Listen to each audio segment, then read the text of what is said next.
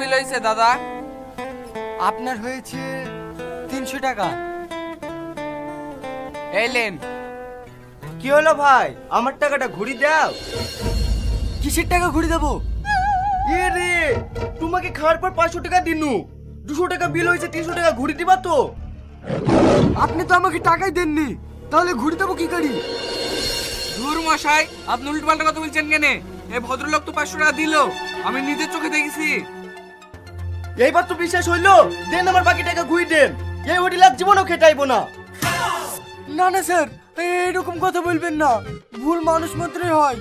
এলেন আপনার বাকি টাকাটা। আপনার হোটেলে না আসাই ঠিক, আমার ওই ছাতিটা দেন। আপনার সাথে মানে? ছাতাটাও আপনাদের বলবেন নাকি? যত সব উল্টো পাল্টা ব্যবহার।